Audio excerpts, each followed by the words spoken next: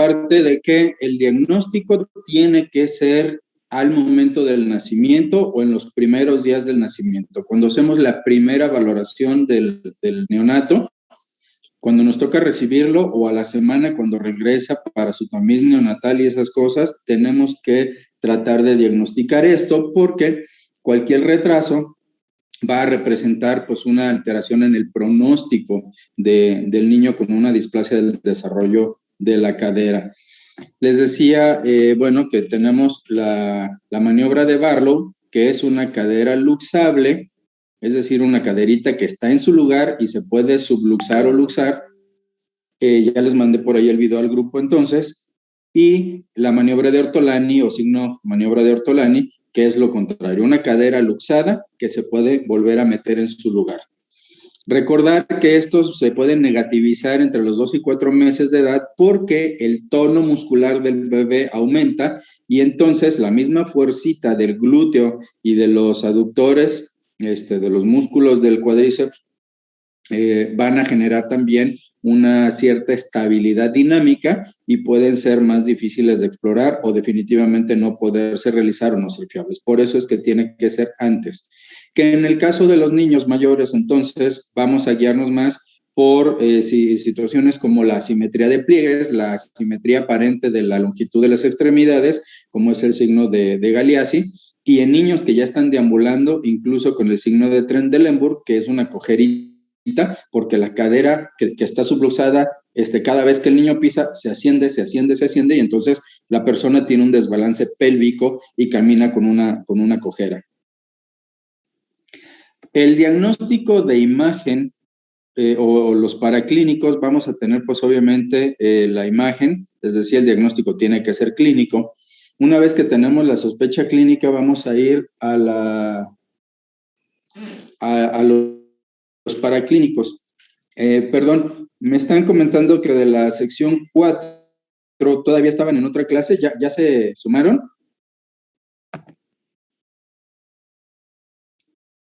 ¿Ya hay alguien de la 4? Sí, faltan varios, doctor. Bueno, pues espero que nos alcancen. Porque esta es la parte probablemente más relevante del diagnóstico. Sé que puede haber inquietud en cuanto al querer aprender lo necesario de la traumatología para aplicarlo en un momento dado y que muchas de las enfermedades o cuestiones que se ven, por ejemplo, la artrosis de rodilla o de cadera, pues sí, es importante diagnosticar la artrosis, pero eventualmente la va a manejar un especialista. Entonces ustedes pueden decir, bueno, es que a mí realmente no me sirve de mucho aprender de artrosis de rodilla, tengo que conocer el caso, pero sé que no la voy a manejar como médico general o sé que no va a ser una de las urgencias que me van a llegar al servicio social. Pero en el caso de la displasia de cadera y el pie equinovaro, sí son cosas que les pueden tocar en el servicio social, sobre todo si les toca una unidad donde se atiendan partos. Así que es de las acciones que sí es muy importante que sepan, al menos por el tiempo que vayan a desarrollar la medicina general. Los estudios básicos de imagen, pues va a ser la radiografía. La radiografía tiene que ser una AP de pelvis como tal, y una proyección de Lowenstein. El nombre correcto de esta proyección es Lowenstein, sin embargo, casi en México, prácticamente en todo el país, la pueden identificar perfectamente como posición de rana. A ver, me están preguntando si está compartido. ¿Sí me ven o no me ven? No veo diapositivas, pero sí veo su compu. O sea, ¿no están viendo la presentación? No, doctor. Ok, a ver, denme chance.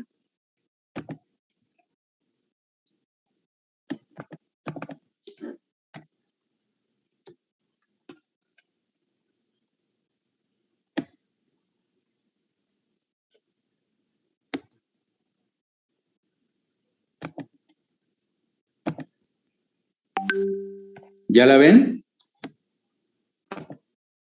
Ya se empezó, doctor. Ok, bueno. Entonces me regreso un poquitín. Las radiografías básicas para el estudio de la displasia del desarrollo de la cadera son la AP de pelvis y la AP en posición de rana. Les decía, el nombre correcto es Lowenstein. Sin embargo, en México, prácticamente en cualquier lugar del país, si ustedes ponen posición de rana, el técnico o el radiólogo va a saber a qué se refieren y se las va a tomar como la necesitan. Entonces, si por alguna razón se les olvida el nombre de la proyección, acuérdense que es la posición de rana. ¿Cómo visualizamos habitualmente a una rana? Una rana volteada hacia arriba, digamos, panza para arriba. Con las rodillas yéndose hacia un lado. Con las patitas abiertas, ¿sí? Entonces, pues en este caso la posición de rana es la misma. El bebé con las piernitas abiertas, las rodillas en flexión y los pisitos hacia afuera. Así que bueno, sí, lo ideal es que se acuerden que se llama posición de Lowenstein, pero para fines prácticos, si se les olvida, con que se acuerden de que es la posición de rana, creo que es suficiente. Otra de las herramientas útiles para esto es el ultrasonido en los niños pequeños, en los niños menores a 2 meses. El ultrasonido nos va a mostrar, por ejemplo, que hay un engrosamiento de la grasa pulvinar, es decir, aquí entre la cabeza femoral y el acetábulo, en esta zona, hay una grasita. Como el niño tiene una separación mayor porque la cabeza tiende a salirse de su hueco, entonces se forma una hipertrofia de esta grasita y con frecuencia son de los signos que vamos a encontrar en el ultrasonido, además de ver una mayor separación del espacio articular. Entonces, el ultrasonido y las radiografías serían el estudio de inicio en el caso de displasia del desarrollo de la cadera.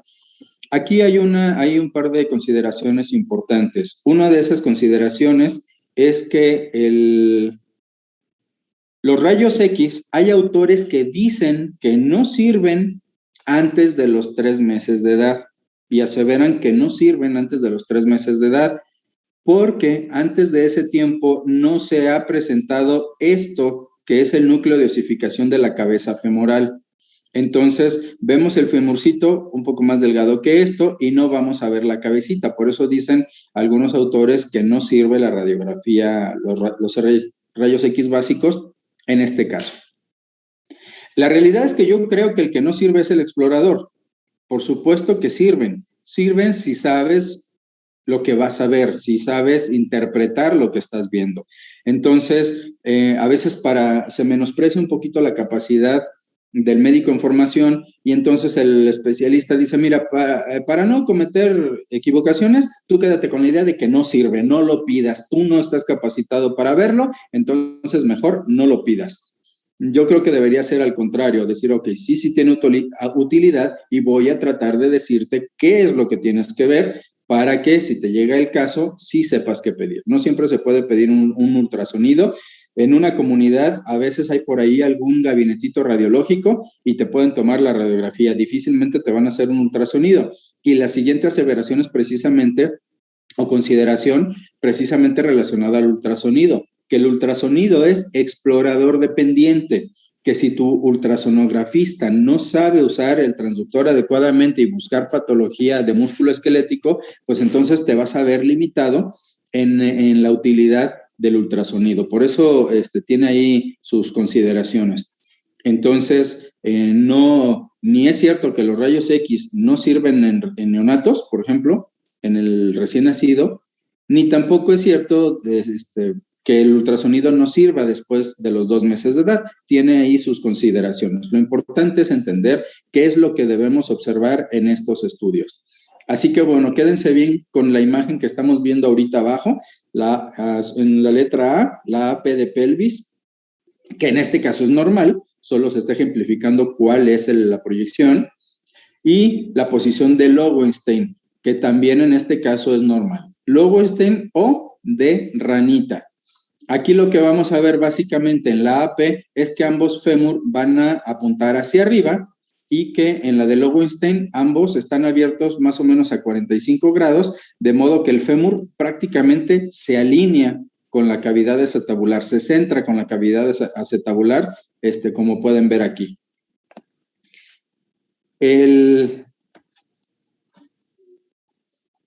Ahora, ¿qué es entonces lo que vamos a buscar o qué es lo que vamos a ver en una radiografía AP de pelvis? A diferencia de la imagen anterior, de esta que les muestro aquí en la letra A, vean que el isquion está completo y el ilion está completo a formar la sínfisis pubiana con la contralateral, y que el agujero obturador es un agujero completo, ¿sí? Este es un niño ya grandecito que tiene ya madurez esquelética. En este caso vemos que el isquion se está formando, el ilion se está formando, y vemos que esto parece como una pinza de cangrejito abierta, ¿sí? Parece una pinza de cangrejito que no se ha cerrado. Entonces, el agujero obturador todavía no está completo. Obviamente, es porque todo lo que falta aquí es de cartílago. Es modelo cartilaginoso y por eso todavía no lo vemos en los rayos X. Si a este niño lo operáramos y entráramos por aquí, por la zona del pubis, nos vamos a encontrar un pubis 100% formado, como lo podemos observar en las radiografías. Simplemente que va a ser fibrocartilaginoso. Por eso es que no lo vemos, pero sí está presente. Ahora, la cuestión es que si yo espero ver una imagen como esta, donde yo ubico la pelvis, veo bien lo que es el ilíaco, veo bien la rama isquiática de ambos lados, y de repente me voy a y digo, ay caray, es que esta no es como la que yo había visto, esta no es como la que me enseñaron, pues evidentemente eso nos puede sacar un poquito de onda al momento de valorar. Entonces hay que recordar esta parte de que en este momento los huesos no van a estar osificados. Ahora, en cuanto al fémur, vean que en la anterior tenemos adelgazamiento del cuello y luego se vuelve a ensanchar donde está la cabeza. Y en la que sigue se recorta, es decir, aquí todavía no vemos el cuello y les puse aquí estos círculos porque en realidad todavía no se ve la cabeza. Entonces, si no se ve la cabeza, podrían decir, ay caray, ¿y cómo voy a saber si la cabeza está en su lugar o no si no la veo? Y es por eso que algunos autores se atreven a aseverar que la radiografía no es útil antes de que hayan aparecido estos núcleos de osificación. Pero ahorita les voy a explicar por qué sí es útil y cómo es que voy a valorar en un momento dado la posibilidad de una displasia del desarrollo de cadera. Lo primero que tenemos que hacer, no importa si es esta imagen o es esta imagen, es trazar unas líneas que fueron descritas por Putty y que desde entonces se utilizan y se llaman cuadrantes de Putty. Algo que tienen que saber es que, o reconocer una estructura básica para trazar estas líneas de manera correcta. Y esa estructura básica es este espacio que hay aquí en las caderitas. ¿Por qué? ¿Por qué se verá este espacio? ¿Por qué se verá?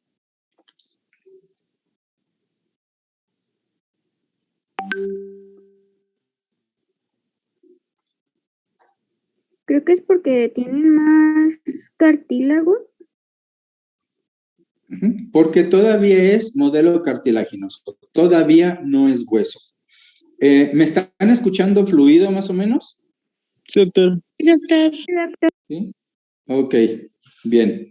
Entonces, es porque todavía es cartilaginoso. Entonces, si el ilíaco se considera un rayo, el ilion se considera otro rayo y el isquion se considera otro rayo, y los tres rayos confluyen en esta zona que es cartilaginosa, ¿cómo se llamará esta zona? Es el cartílago trirradiado. Cartílago trirradiado, ¿sí? Por eso se llama cartílago trirradiado, porque en él confluyen los tres rayos de los huesos que ya se formaron, y aquí es cuestión de tiempo nada más para que se termine de formar y se fusione. Como pueden ver en esta radiografía, el espacio es muy chiquito, comparado con esta otra donde el espacio es bastante grande. ¿Por qué? Bueno, porque este niño todavía está más inmaduro que el otro. Entonces vemos el rayo del ilion, el rayo del isquion y el rayo del ilíaco. Entonces, entre los tres van a formar el cartílago trirradiado. A veces tenemos duda de cómo acordarnos cuál es el ilion y cuál es el isquion. ¿Sí? La rama iliopúbica, isquiopúbica. Para que se les haga fácil, el isquion es donde nos sentamos. Nos sentamos sobre el isquion. Así que el isquion, pues, es el huesito de abajo. En el caso de un esqueleto maduro o más maduro como este, del arquito, este es el isquion y el de arriba es el ilion. ¿Sí? Sí, doctor. Ok. Bien. Entonces, vamos pues a trazar los cuadrantes de PuTTY en una radiografía, ya sea AP o ya sea de Lowenstein o de ranita. ¿Qué es lo que vamos a hacer? Vamos a pasar una línea horizontal que toque los cartílagos trirradiados, la parte más baja del ilíaco, que pasa por los cartílagos trirradiados, por los dos. En algunos casos van a haber radiografías donde el pediatra o el ortopedista trazó una línea tocando uno, aquí la línea se corta y trazó otra línea tocando el otro. Pero van a ver que la altura de esta línea con esta línea puede tener un escalón. Si eso sucede, está mal trazado. ¿Por qué sucede? Porque a veces el médico cuando va a trazar las líneas usa una reglita como esta, que le llamamos goniómetro, y resulta que el tamaño, la longitud del goniómetro no da lo suficiente para pasar de lado a lado en toda la cadera, entonces rayan primero una, luego lo pasan y rayan la otra. Está bien, pero entonces tendrían que unirlo y que realmente la línea sea una sola horizontal que cruce de lado a lado, como podemos ver en esta imagen. La realidad es que estas reglitas se pueden extender y difícilmente no te alcanza, pero bueno, esto es importante, que la línea horizontal pase por uno y el otro, y que sea la misma línea, no dos líneas, ¿sí? Una vez que trazamos esta línea horizontal que pasa por el cartílago trirradiado, vamos a sacar una perpendicular a 90 grados, donde la vertical pase por el borde más visible del acetábulo, ¿sí? Entonces aquí tenemos el acetábulo hacia arriba. En la otra, que ya es un acetábulo más formadito, aquí está el acetábulo. La línea de Hilgen, la línea tendría que pasar la horizontal por aquí, hasta acá, y luego aquí sacaríamos la otra vertical a 90 grados y tendría que pasar por esta esquinita, que es el borde más lateral del acetábulo, ¿sí? Entonces, una horizontal sobre los cartílagos trirradiados y una vertical sobre el borde más lateral aparente del acetábulo. De esta manera, vamos a generar 4 cuadrantes para cada lado. En el caso de la cadera, acuérdense que en las radiografías el paciente va a estar como viéndonos de frente. Por lo tanto, la izquierda nuestra va a ser la derecha del paciente. Si yo me paro frente a cualquiera de ustedes, mi derecha va a ser su izquierda, porque ustedes van a estar inversos a mí. Entonces, mi dedo gordo, en este caso, es mi izquierda. Si ustedes se paran igual que yo, su dedo gordo también va a ser el mismo.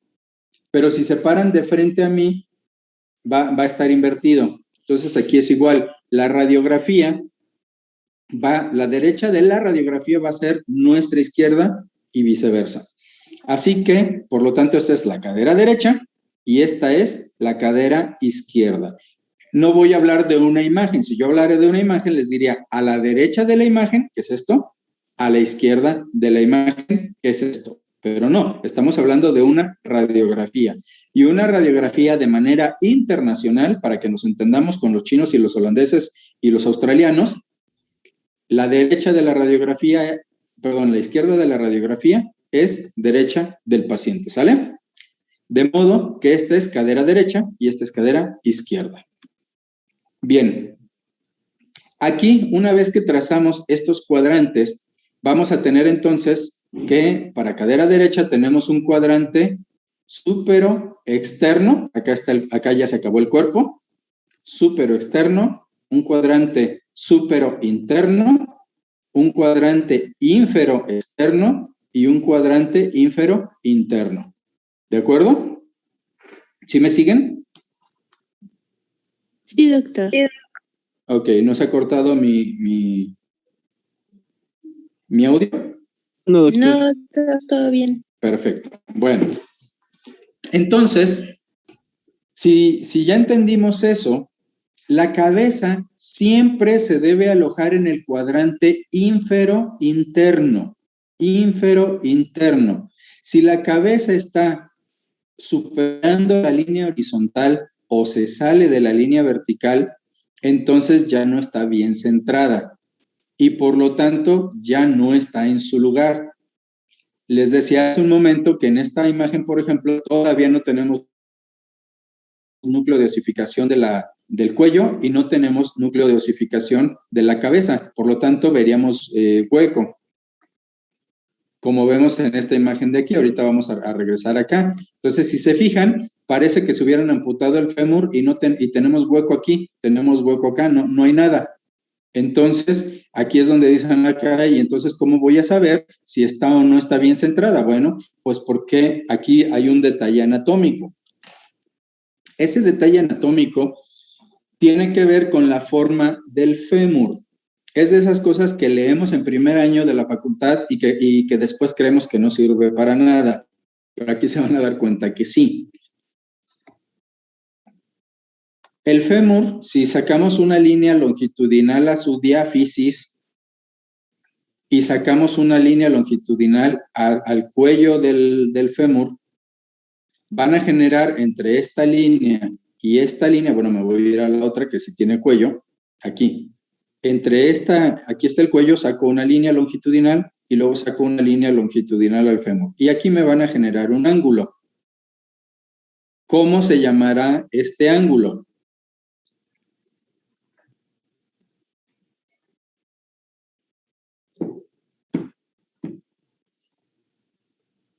Anímense, no pasa nada. No me acuerdo, doctor. No quiero que se acuerden, quiero que le piensen tantito.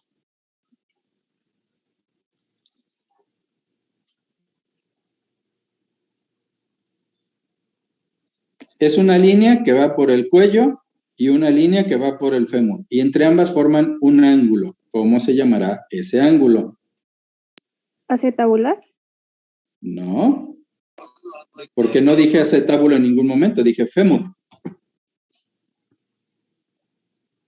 Es el ángulo cérvico diaficiario.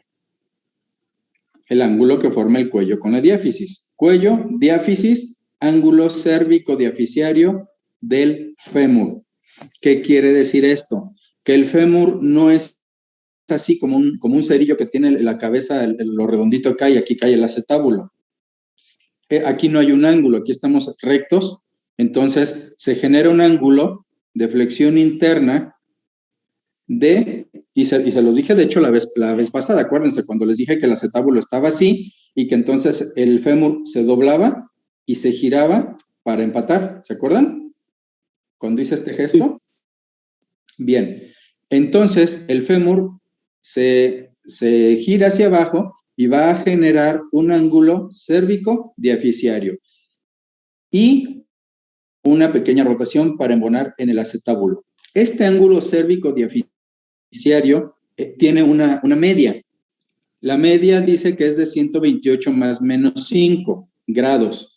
Es decir, 128 grados más menos 5. Quiere decir que puede ser un poquito, 5 grados más abierto o 5 grados más cerrado. Pero tiene un cierto margen donde es normal. Más abierto se considera en valgo, más cerrado se considera en varo, como las rodillas charras o las rodillas abiertas. Entonces, dentro de ese margen es normal y ya más abierto es una cadera valga y más cerrado es una cadera vara.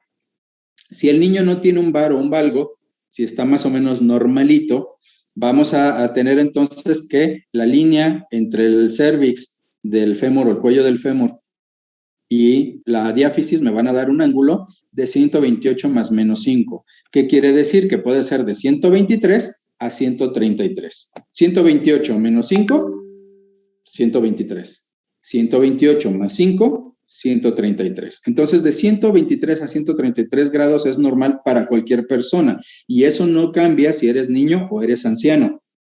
Tienes la cadera como la tienes normal dentro del parámetro o la tienes valga o la tienes vara. En términos generales, salvo que haya alguna alteración, no cambia. Si ya sabes esto, con respecto a la diáfisis, ¿dónde vas a encontrar la cabeza aunque no la veas?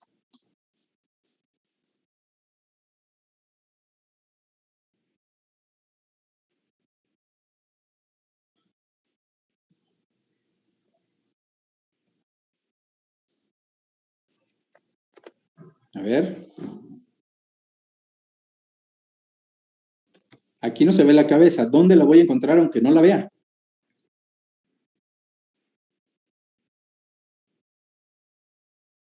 ¿Dentro del ángulo? A 128 grados. Si yo trazo la longitudinal al fémur, aquí trazo otra generando un ángulo de 128 grados aquí y la cabeza tiene que estar aquí. Entonces, aunque yo no la vea, yo sé que ahí está, porque allá hay una medida que sí conozco, aunque yo no vea la cadera. Si está medianamente normal el niño, la cabecita tiene que estar ahí, aunque yo no la vea. Ok, no me consta, pero sé que está ahí. ¿Sí? ¿Sí se entiende la idea? Sí, ya entendí ahora sí. Ok. Entonces, ese es el motivo por el cual yo puedo dibujar este círculo aunque yo no esté viendo la cabeza. ¿Por qué? Porque ya calculé que de aquí a aquí se genera un ángulo de más o menos 130 grados y por lo tanto yo sé que la cabeza femoral está aquí, aunque no la haya visto previamente. Bien, ya con eso, si ya más o menos calculé que aquí está la cabeza femoral, entonces puedo saber que esta cabeza, si se fijan, no está en el cuadrante anterior-inferior, ¿sí? Perdón, inferior-interior. Está más o menos a la mitad. ¿Sí? Media cabeza está por fuera del cuadrante y media cabeza está por dentro del cuadrante. Lo mismo que la otra. Media cabeza está por dentro, media cabeza está por fuera, pero no solo eso, sino además que... ¿Está por arriba? Está, un pedacito de la cabeza está por arriba. Y ya quedamos que la cabeza debe estar en el cuadrante ínfero interno, aquí. A lo mejor tocando un poquito arriba, a lo mejor tocando un poquito afuera, pero tiene que estar aquí. Lo mismo, esta tendría que estar aquí. ¿Qué quiere decir en esta imagen? Sí, está desplazada.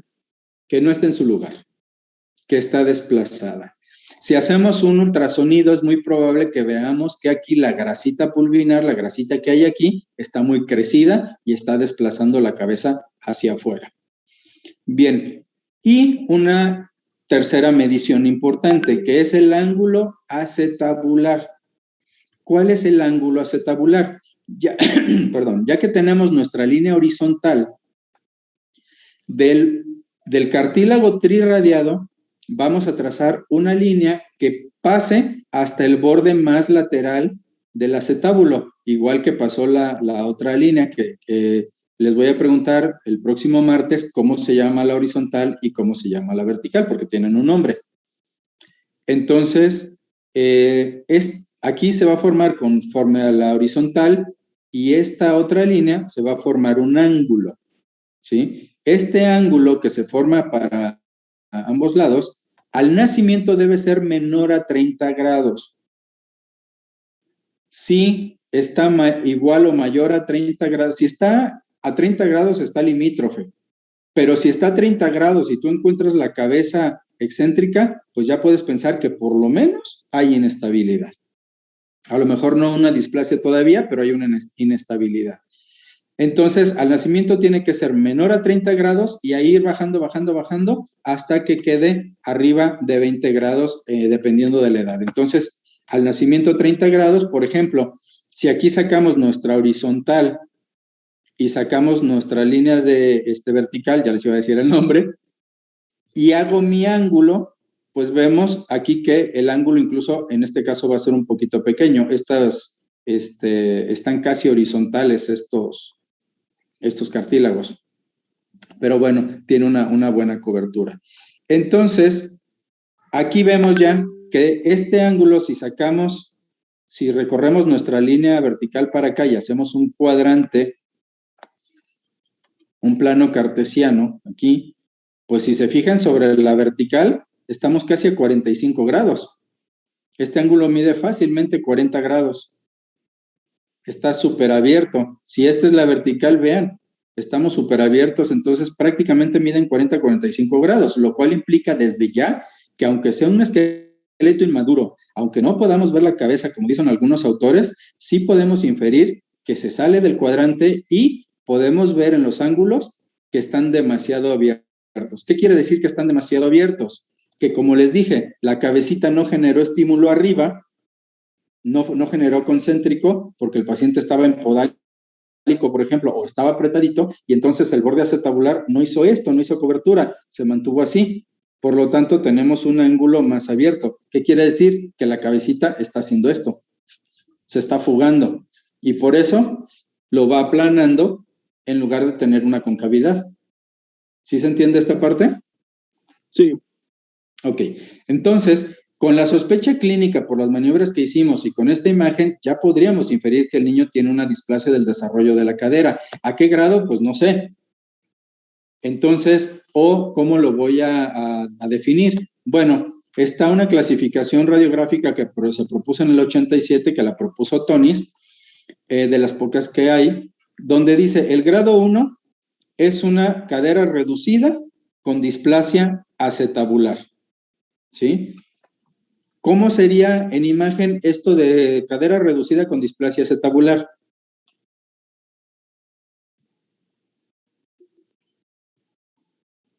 Que el ángulo está disminuido y que la cabeza está desplazada. No, sí, casi, o sea, pero aquí te dice cadera reducida. Quiere decir que la cabeza está en el cuadrante inferior interno, pero tienes un ángulo acetabular abierto, aunque la cabecita sí esté en su lugar. ¿Sí? Ok.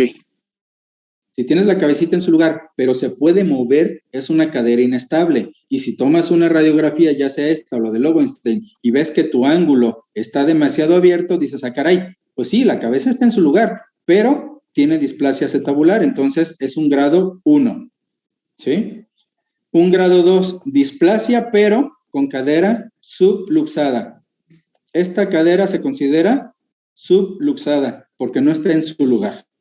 Está poquito fuera de su lugar. Entonces está subluxada, no está luxada completa, pero está subluxada y además de subluxada tienes displasia acetabular. Entonces este es un grado 2. 2. 2, ¿sí? Un grado 2. Grado 3, cabeza a nivel del borde acetabular súpero externo. La cabeza acá, ¿sí? En este lado, ya es un grado 3. Y un grado 4 cuando ya te encuentras la cabeza por acá afuera, cuando de plano la encuentras fuera del espacio acetabular, ¿sí? Entonces, 1, 2, 3 y 4 acá afuera, ¿sí? Conforme se vaya desplazando. 1 en su lugar, pero con displasia. 2, ya ligeramente fuera de su lugar y displasia. 3, ya en el cuadrante superoexterno. Y 4, pum, ya se fugó la cabeza. ¿Sale? Entonces, son 4 grados. Ok. En esta imagen, sí, ¿qué es lo que tenemos que ver? Les decía, aquí vemos que todavía no se ha osificado el pubis, que todavía aparecen pinzas de cangrejito, los huesos del pubis y del isquion. Y obviamente no tenemos cabeza femoral. me voy a salir de la presentación un momento para usar esta imagen. Ok, la amplié para que sea más fácil evaluarla. Entonces, trazamos una línea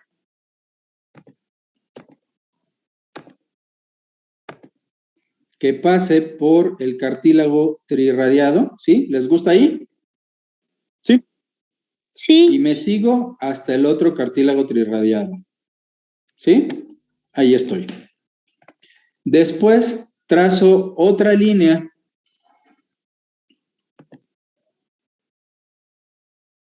bueno, creo que no era aquí. En fin, trazo otra línea perpendicular a esta que toque el borde más lateral del acetábulo, que es este. ¿Estamos de acuerdo? ¿Esta esquinita? sí. ¿Sí? Ok. Entonces bajo por la esquinita. Ahí ya tengo la otra línea. Hago lo mismo de este lado. Por el borde más lateral que es este, saco mi otra línea. Y entonces ya tengo mis 4 cuadrantes. Súpero interno, ínfero interno, ínfero externo y súpero externo. ¿De acuerdo? Ahora, si yo sigo una línea longitudinal al eje femoral y hago un ángulo de 28 grados, perdón, de 128 grados, o la faltante de acá, para completar los 180 grados de un ángulo, entonces va a ir para acá. Quiere decir que yo puedo hacer esta línea longitud. Ay, caramba. Ok.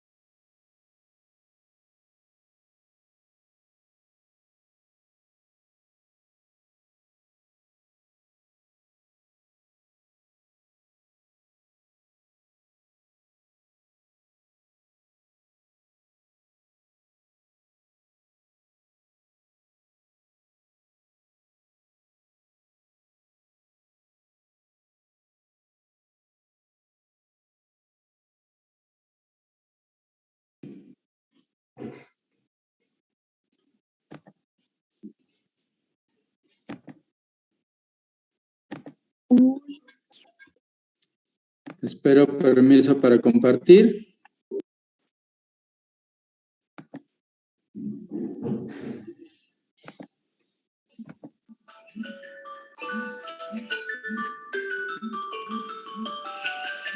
A ver, chicos, ¿quién nos va a dormir? Ok. ¿Ya me ven y me escuchan? Sí, doctor. Bueno, entonces vamos a trazar una longitudinal al eje femoral. Uy.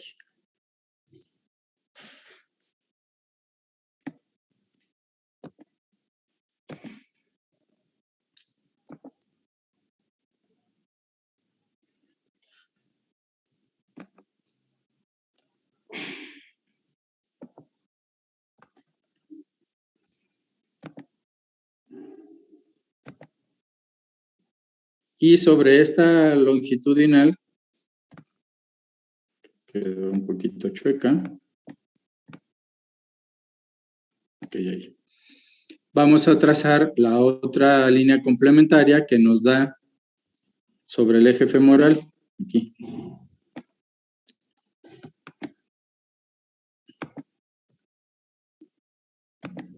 Entonces, aquí esto nos debe dar 128 grados. Aquí lo más importante es que si de acuerdo a esta línea, mi cabeza femoral está aquí. ¿Estamos de acuerdo en eso? Sí, doctor. Bien, entonces, ok, la voy a hacer más grandecita. Ahí. Aquí está mi cabeza femoral. De acuerdo con esto, ¿dónde está la cabeza? ¿En el ángulo interno inferior? En el cuadrante ínfero interno. ¿Sí? Está en el cuadrante inferior interno. Por lo tanto, está En su lugar. en su lugar normal. ¿Sí? Bien, y si yo tomo de aquí de la línea del cartílago trirradiado al borde del acetábulo y lo mido, y entonces voy a ver que este ángulo es menor a 30 grados, mi ángulo está normal. Y por lo tanto, no tengo displasia acetabular. En otras palabras, esta radiografía es Normal. normal. ¿Sí? Es una radiografía normal. Entonces, a pesar de que no estoy viendo el cuello femoral y no estoy viendo la cabeza femoral, sí puedo ver, incluso acá, que ya si siguieron esto adecuadamente, se van a dar cuenta que si sigo las líneas, la cabeza femoral debe andar aquí, por lo tanto está en su lugar, y que este ángulo mide menos de 30 grados, debe medir unos 24, 26 grados por ahí. Entonces, esta radiografía es una radiografía normal, es un niño normal. A pesar de que antes de hacer el rayadero y antes de verla, me pareciera como que esto no tenía ni pies ni cabeza y como que no le entendía nada. ¿Por qué? Porque no estoy viendo las estructuras de una pelvis que yo considero normales. Ojo con eso. Vemos una radiografía y he visto residentes y he visto internos y he visto médicos angustiados con una placa como esta porque ni siquiera ven el hueso completo. Entonces, si ya entendiste esa parte, tú puedes sacar estas aproximaciones y de acuerdo con eso, valorar si este es o no un estudio normal, a pesar de que aquí tengamos un cartílago trirradiado muy abierto y a pesar de que no tengamos todavía indicios de la cabeza femoral ni del cuello. Así que si lo entendemos de esa manera, por supuesto que nos sirve una radiografía AP de pelvis aún en un neonato. ¿De acuerdo? Sí, doctor. Bueno, entonces, ya que vimos esto, bueno, aquí tenemos la imagen de lado. Esta creo que no la voy a poder ampliar porque si la amplío se van a ir las líneas, pero déjenme ver si lo puedo. No. Así, ahí está. Ok.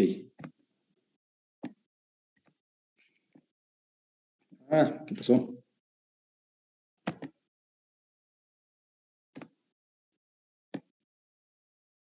Muy bien. Oigan, siempre he tenido una duda. ¿Esta pantallita donde los veo y me veo, se ve? O sea, esta que estoy agarrando y moviendo. No veo que mueva algo. Ok, es que no. Yo creo No, que es no. la de las ventanitas, pero no sabía si esa era solo para mí o también se compartía. No, esa no se comparte, doctor. Ok, ya me di cuenta, gracias. Bien. Entonces aquí es lo mismo. Sacamos la horizontal tocando el cartílago trirradiado de un lado, el cartílago trirradiado del otro lado, y tenemos, perdón que aquí está choca la radiografía, pero es que así estaba la imagen, entonces no la puedo enderezar sin que se deformara. Así que tenemos aquí la línea horizontal, tenemos la línea vertical y generamos nuestros 4 cuadrantes correspondientes. Bien, el lado derecho, vean que la cabecita está en el cuadrante inferior interno. Por lo tanto, la cabeza derecha está normal. Que el ángulo es de menos de 30 grados, por lo tanto, el acetábulo derecho está normal. y que entre la línea de la rama isquiática, del ilion, y el cuello femoral se forma un arquito. Este arco se llama arco de Shenton. Si vemos que el arquito se forma, pues entendemos entonces que todas las estructuras están normales. Vámonos al lado izquierdo. Curiosamente, como el lado izquierdo no tiene el estímulo, porque la caderita está fuera de su lugar, no se ha osificado el núcleo como en este caso. La derecha sí está osificada y la izquierda no se osificó o tiene apenas aquí medio osificada chiquito porque no tiene estímulo. Entonces, ¿qué vamos a ver? Que aquí la línea o la distancia es considerablemente más larga, que aquí venía un arco y luego acá se forma otro arco, o sea, no se constituye un arco como tal largote hasta acá, sino pareciera como que tiene dos jorobas. La cabeza, de acuerdo a los 128 grados, está fuera del cuadrante. ¿Qué grado sería esto de la clasificación que vimos hace un momento?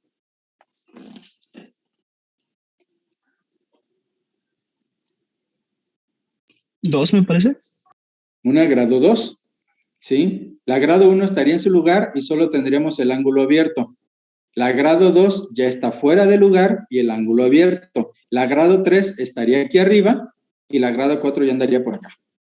Entonces, esta es una luxación grado 2 o una displasia de desarrollo de la cadera con una subluxación grado 2.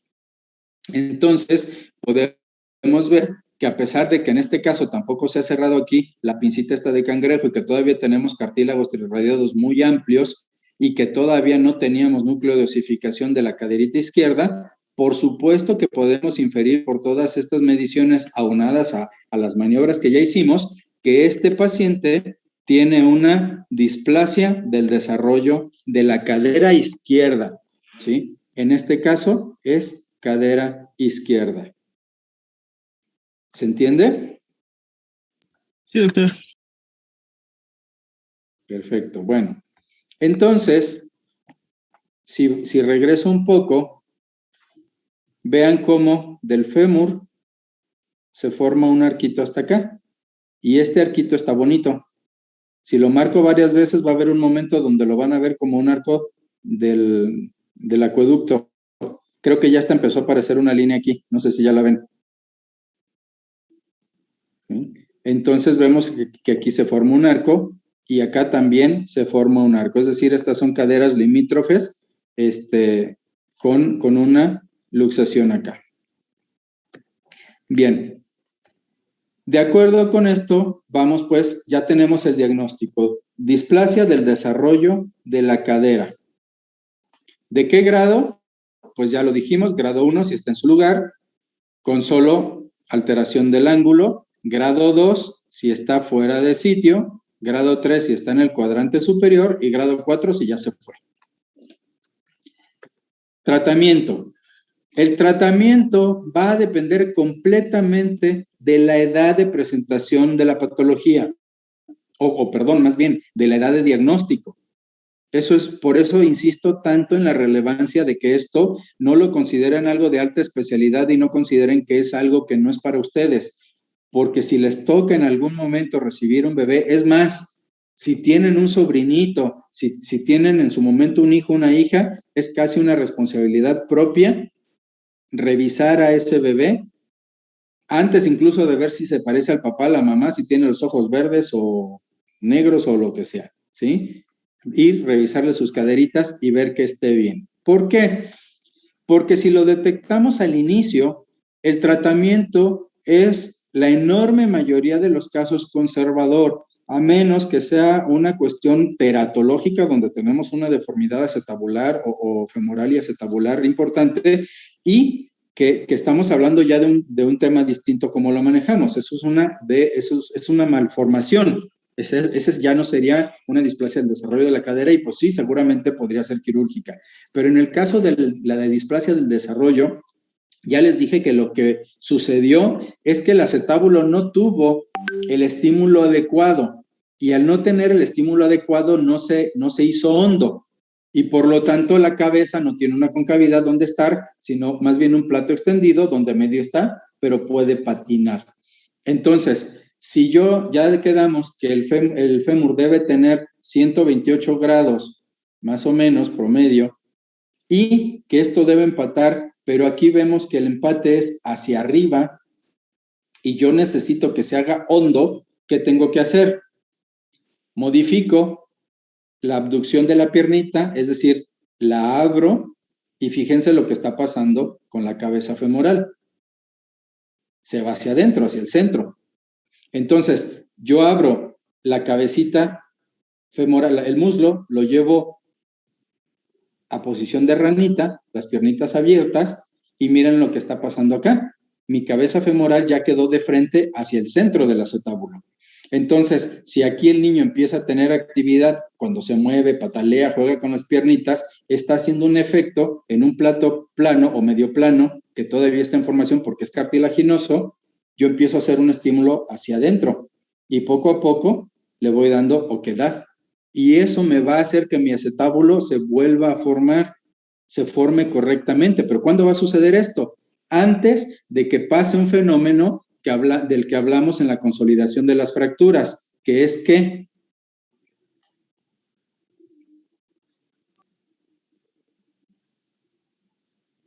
¿La consolidación o el callo? sí, porque no fue una fractura, sino sería la aparición de irrigación y por ende la transformación del cartílago en hueso. Por eso se entiende que un niño como este puede tener un potencial de recuperación mucho mayor que este, porque este ya es hueso, ya casi se terminó de formar el acetábulo. Si este niño tuviera una displasia, ya su potencial de remodelación estaría muy disminuido si lo comparamos con este. Por eso la importancia de detectarlo pronto. Entonces, si tú llevas, como en estas imágenes, con el pacientito con sus piernitas dobladas, así o así o así, lo que vas a hacer es que vas a llevar la cabeza femoral a una posición donde va a atacar de frente al acetábulo y el estímulo de los músculos glúteos, aductores, el cuádriceps y demás va a generar una presión hacia adentro, concéntrica, y la cabecita va a ir estimulando al acetábulo plano y lo va a ir ahondando, al grado que puedo recuperar el 100% de la forma original del acetábulo. 100%.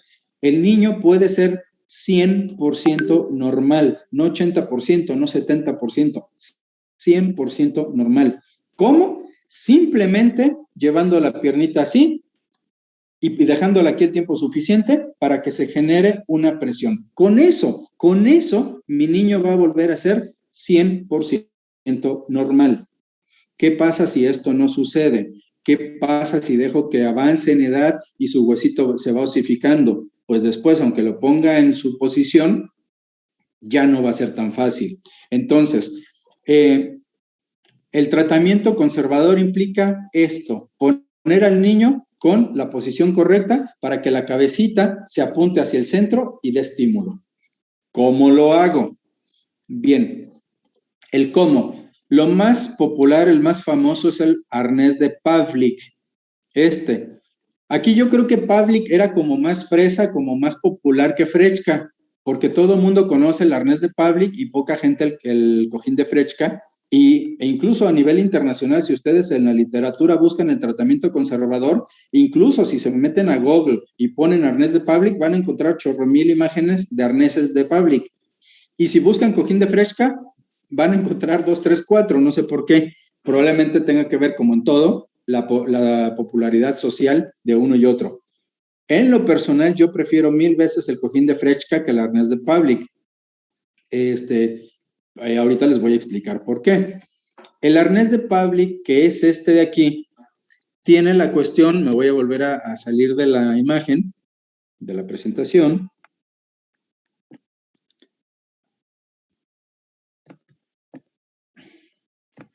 El arnés de Pavlik va a ir como tirantitos de un overol a los hombros del niño y, qué caray, va a ir a los hombros del niño y de ahí se va a dirigir hacia abajo a la cinturita para abrazarlo y tiene estas banditas que se agarran de la piernita del bebé y lo mantienen así, en posición de rana. Acuérdense lo que pasaba cuando vimos la imagen de rana. ¿Qué pasaba?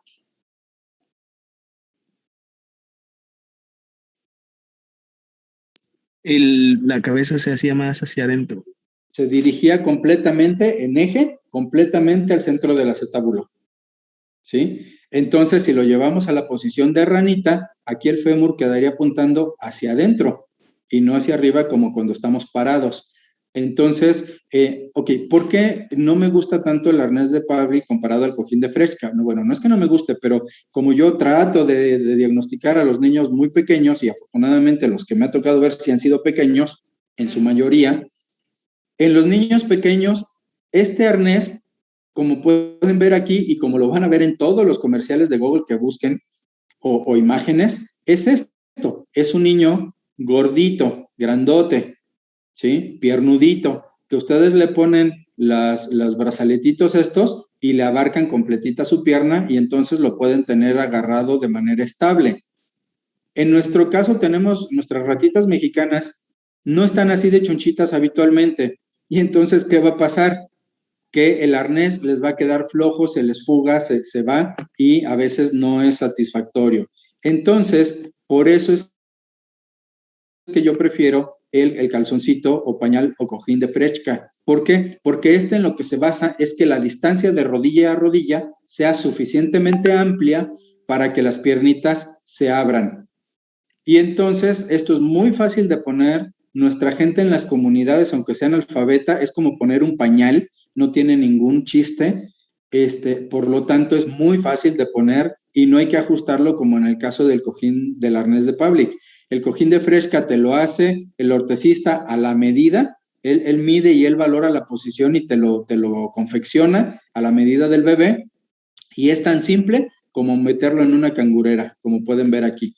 Por eso es que yo prefiero el cojín de Frechka antes que el arnés de Pavlik. Pero bueno, eso es importante que lo sepan porque a nivel de literatura es muy probable que vean y lean más con respecto al cojín al arnés de Pavlik que al cojín de Frechka. Y bueno, esto pues evidentemente necesitamos que el niño coopere, que no esté tan fuerte, que no jale muy fuerte las cintitas, que no vaya a apachurrar esto con la fuerza de sus aductores. Por lo tanto, es básicamente para niños menores a 6 meses de edad.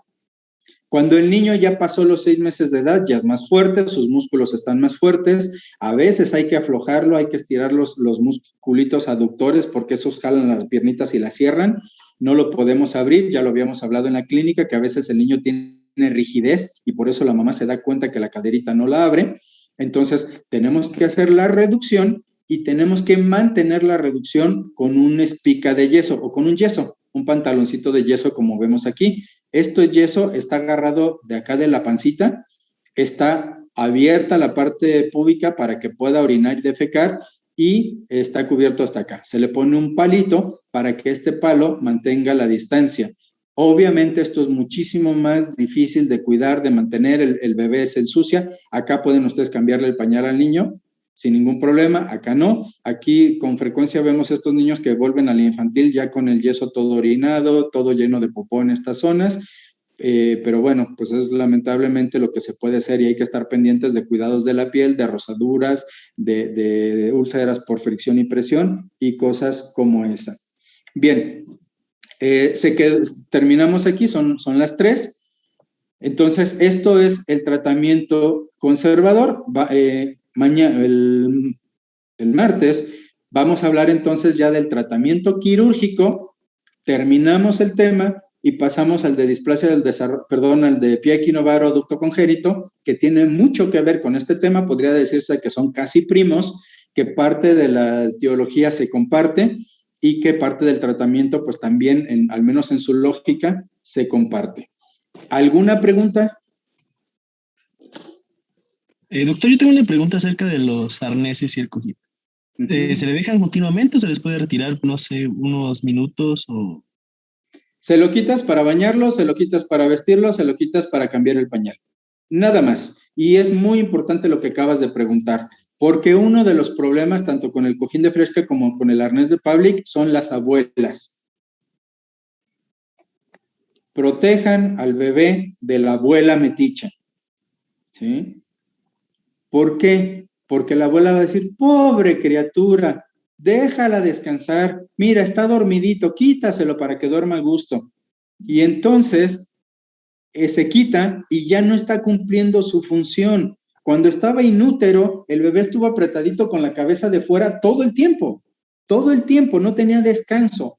Entonces, esos 2-3 meses últimos de su desarrollo intrauterino van a ser los 2-3 meses que tú vas a darle de tratamiento cuando ya está afuera. Si adentro fueron 3 meses continuos y tú afuera le das tratamiento discontinuo, no, pues está de la fregada. Entonces, si ese es el caso a veces, aunque esté chiquito, mejor ponle de plano un yeso tipo calot para que lo cuides de la abuela y de la madre que cree que el niño sufre y que le quite el aparato para que el niño descanse. Está bien, doctor, muchas gracias. ¿Algo más?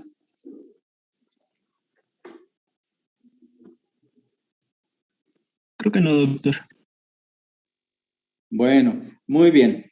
Por favor, vean los videos que les mandé al grupo, denles una ojeadita, traten de comprenderlos. Cualquier cosa la comentamos entonces el próximo martes. Igual, acuérdense, si tienen alguna duda, mándenla al grupo o si por alguna razón no quieren parecer que se evidencien, qué sé yo, mándenmela en privado también, con gusto les respondo.